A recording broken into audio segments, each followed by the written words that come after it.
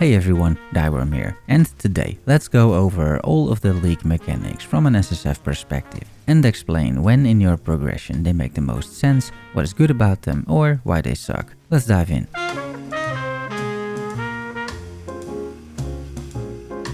First off, this is just my view on SSF, and I encourage you to check out other SSF content creators for their takes. Second, I'm assuming that you have invested Atlas passive points in these mechanics, unless stated otherwise. Third, this video is mostly aimed at beginner or intermediate SSF enjoyers. If you have a very thorough understanding of the game, I think you would rate these league mechanics differently, but I am assuming just base knowledge of the game and no extensive crafting knowledge when rating these league mechanics. Fourth, we don't know how good Breach 2.0 will be, but clearly I can't rate that yet at this point. Fifth, I wanted to provide some Atlas trees, but as these got changed in 3.27, I will make a separate video later about those once they are available. And sixth, if you need something that only a specific league mechanic provides, then of course you have to run that in SSF. I'm trying to look more holistically at league mechanics and their general usefulness in this video. Apart from that, I'm sure everyone in the comments section will be 100% agreeing with my assessment, naturally.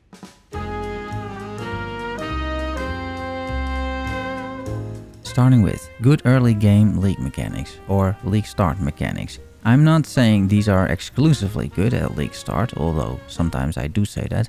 I am mostly saying these are primarily useful around league start and they may fall off later. These are also mechanics you could invest Atlas points in at league start and not regret your choices. First, Betrayal. It's only 4 points right at the start, providing 40% chance to spawn Betrayal on top of the base chance for them to spawn, which I believe is only a few percent, so roughly half the time you will have Betrayal in your maps. That is strong for a few reasons. One, if you are an advanced player, you can set up safe houses. While Gravicious is nerfed and likely not worth it, there are several other combinations of members and safe houses that are very useful in SSF. I will link to a video of Smokey where she advocates for Forici, for example, to get 6 links. And just like this one, there are many valid and useful combinations. 2. If you have no clue on how to set up safe houses, Betrayal is still worth it. Just execute every single 1 or 2 star member, release members if it would otherwise remove them from the board, also release them if they would remove stars from someone else, and interrogate every 3-star member to gather intelligence and run the safe house when it is available. This gives you access to a lot of random goodies and access to Katarina using her medallions, which you slot in the map device, as those medallions drop from safe house runs. Katarina, on top of that, provides a bloodline ascendancy, so it is worth doing if you want that. 3. No matter what you do in maps to Betrayal members, they will drop loot, and veiled modifiers can be incredibly strong early on. 4. The Betrayal mechanic gives a lot of experience, like a lot. It can be very deadly, but for leveling gems and for leveling you if you survive, Betrayal and running safe houses is great. While I think the 4 points on the Atlas passive tree could be part of any tree, I do feel now that Gravicious is nerfed, the endgame usefulness of Betrayal is less apparent. If you need Katarina for some reason, or failed Chaos Orbs, or All Flames for whatever reason, then yes, you do need to run this. And it only costs you 4 points really. When it comes to Betrayal though, I think once you're level 95, let's say, there is not that much reason to focus on it anymore, generally speaking. I think Ritual is vastly underrated in SSF, but Ritual is just incredibly good. It provides basically everything you need during early game progression, plus it is mandatory for most SSF summoner builds due to the Spectre corpses. Ritual gives offerings of the goddess for lab 4, essences, 5 links, 6 links, synthesized items, fractured items, oils, level 21 gems or even level 2120 gems, glassblower baubles. It's pretty wild really at the end of the day. The vast majority of my gear progression, and especially 5 and 6 links, consistently come from Ritual, and you can see this during most of my 0 to hero runs last league. And this has been the case for a few leagues now. I don't think they will adjust the loot drops, they haven't done that in a while, so it is a pretty safe bet. I also feel it is much more of an engaging mechanic with an immediate reward compared to some of the other League mechanics in this video. I do feel Ritual is mostly good when progressing, as that is when the typical rewards are the most impactful. In endgame it is much less useful, I feel, except for getting maybe high level Spectre corpses or getting specific omens for high level crafting. Objectively, Expedition is good. Subjectively, I don't like it for several reasons. Let's talk about why it is good first. It is good because it is easily accessible. You don't really need scarabs to do the mechanic, and you get a lot of random useful loot such as essences, maps, uniques, you name it. Plus, there are logbooks, which especially early on in SSF provide a load of currency, maps, gear, essences, all that same shizzle once again. It's all very useful in SSF. On top of that, it is the only way to unlock this specific bloodline from the logbook boss. I personally am not much of a fan, however, because of the design. First, you do the mechanic in the map, which then drops tokens, and then you need to visit a vendor to do something with those tokens. I don't like that two-step approach much. On top of that, I find the vendor interactions very tedious and not fun. Gwennen gambling is just gambling, but it's way worse than Faustus. Tujin gives you good currency, but I find haggling very annoying. Rog is good, but you need to have decent knowledge about how to craft using Rog, so it isn't beginner friendly, and Danig is just a currency exchange. Also, I feel most of these members have lost significant value now that Faustus gambling exists, and they will probably even lose more value when the tree of Breach 2.0 exists. I simply don't find it very enticing, but I can't deny that it is at least solid in solo self-found, and many SSF content creators swear by it, I just don't. Blight, I feel, is a little underrated as well. It is there for oils, of course, but if you invest into Atlas passive points, which I assume you do, you are getting so many rewards from Blight, ranging from bubblegum currency, to maps, to gear, to essences. It is quite solid. Early on, the oils can be very strong for an anoint in SSF, and running blighted maps early on provides tons of rewards for zero investment, so I always run those. Having a nice supply of oils is quite good as well, so there's that. Plus, Blight got buffed in 3.27, as all the reward box clusters in the area will now open with a single button. That's pretty big quality of life.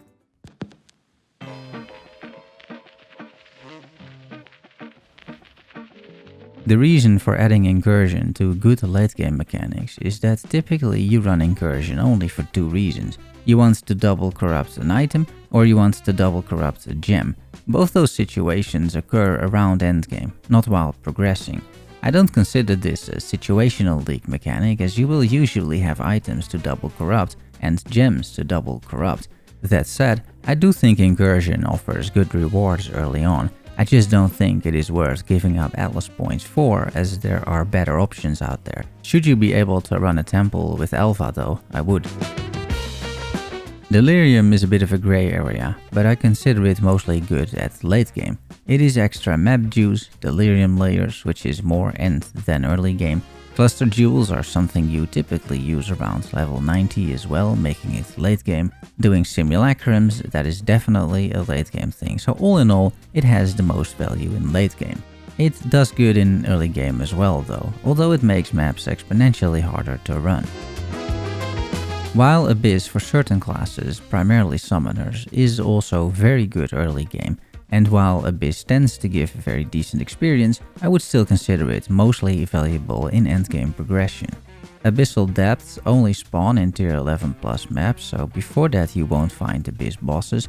Abyss spawns a gazillion monsters, and a lot of them are rare monsters, which is typically associated with endgame map juicing. But again, if you are a summoner, meaning you want to farm ghastly eye jewels, you probably don't want to wait until late game to spec into Abyss, so for those classes it is always gonna be a good mechanic to run. Harvest has one major issue early game, and that is that lower level maps just don't give much harvest juice, so I think in late game it shines. It is decent for swapping resistances, and if you're more experienced with crafting, it can deterministically get you all sorts of gear. You do need, however, a good foundation on crafting and know the steps, or you will be stuck with just the juice, or worse, wasting it on random crafts. I personally don't consider this mandatory, as I think there are plenty of ways to gear up your characters these days, but it also correlates with how I play the game, which is more casual. If you want to push your characters and min-max the gear, harvest is typically part of the crafting process. It's good to mention that juice doesn't only come from the harvest mechanic itself, as these days you can get it from a few sources, the wildwood and map runners primarily. So if you only need a little bit every now and then, you probably don't have to spec into harvest nodes.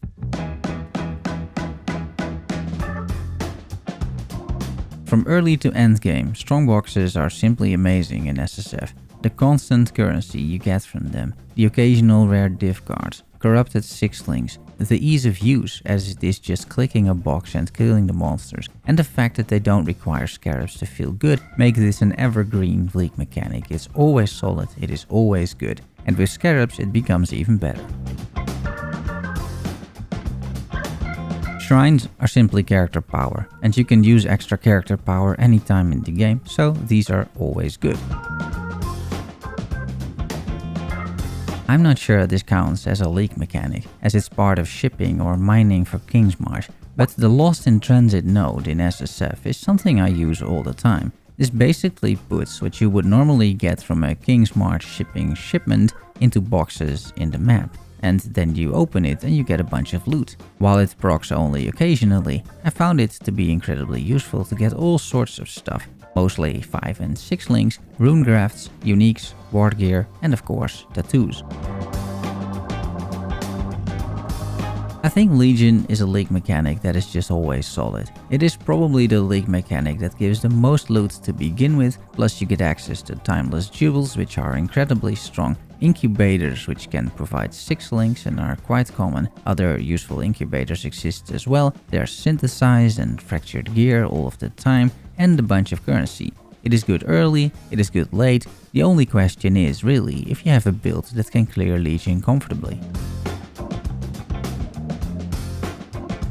I think Beyond could be tagged as situational, but on the other hand, just like with Strongboxes and Shrines, in my opinion you can never go wrong with Beyond for extra monsters, extra map juice, and those currencies are typically very useful as well throughout SSF. Even without Atlas Tree investment, but by simply using a single Beyond Scarab or by putting it on the map device, you gain a bunch of extra monsters, which I feel is hard to go wrong with. You could even argue that running Beyond without Atlas points invested is favorable, as the Atlas points don't do all that much for Beyond, especially considering other nodes you could spend those points on.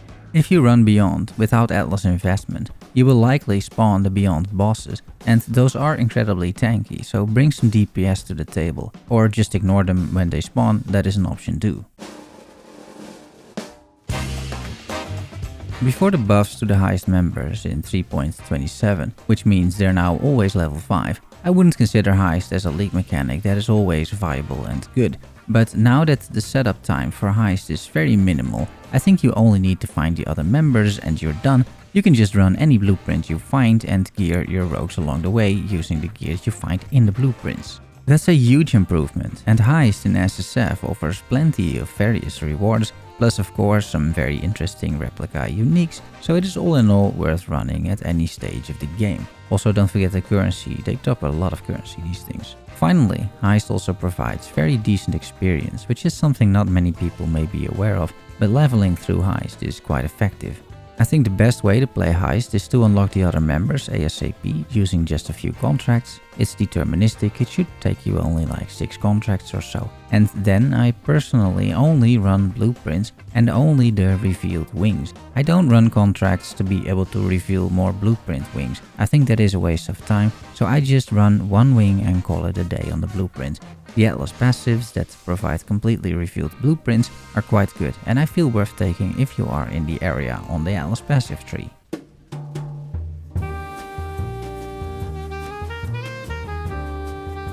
Harbinger is quite situational because you only run this if you need fracturing orbs or ancient orbs. Typically that is around endgame for endgame farming. It is also situational in SSF because you need a good number of Harbinger scarabs, as running Harbinger without scarabs feels absolutely terrible. While arguably a good early league mechanic as well, because it gives a lot of experience and doesn't pose much of a threat when it comes to the actual delve rewards, it is more situational. If your build requires gear that is made using delve crafting, then of course you need to run delve, especially now that you don't get free resonators anymore in 3.27. There are also some very specific delve modifiers that you can only find here, like +1 Spectre on a chest piece, and now in 3.27, All the Crystal King for his ascendancy, his bloodline. Good luck with that in SSF, by the way. But in general, outside these more niche use cases, delve doesn't offer all that much in my view. I like running it, it is good experience. I think at some point during your SSF league you will be delving, but I do consider it situational nonetheless. Bestiary has its use cases, but those are quite niche. Farming beasts doesn't get you much else than the beast, so that isn't great. And while you could get lucky and get the 6-link beasts, it is a bit of a long shot, I feel. Unless you need a specific beast craft, I don't see many reasons to do this content. Essence is in my view situational because there are so many sources to get decent essences, making it not exactly mandatory to spec into essences unless you want to do some serious crafting. That would be mostly around endgame. It is very rippy too, essences, so I typically only run it on lower tier maps like tier 6 maps. It is okay if you need essences. These things really only provide essences and not much else, so otherwise I don't think there's much worth in running this. Sanctum is very situational, and while it does give decent currency, it also requires some specific builds to properly run. Yes, it does drop some super rare unique items, but good luck getting those for your average Joe, and I consider myself an average Joe for the record.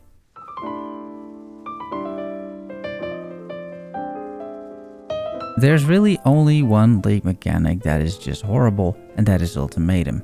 You could argue you get catalysts from that, which is true, and in 3.27 it has a bloodline ascendancy, but the sheer painfulness of this league mechanic is just too much to play or even consider it. Map runners will get you catalysts as well, and if you really need that bloodline ascendancy, yeah, then I wish you good luck. And that brings me to the end. Thanks for watching and making it to the end. Don't forget to subscribe for more SSF videos, including 0 to hero runs and other guides. Love you all. See you soon. Bye bye.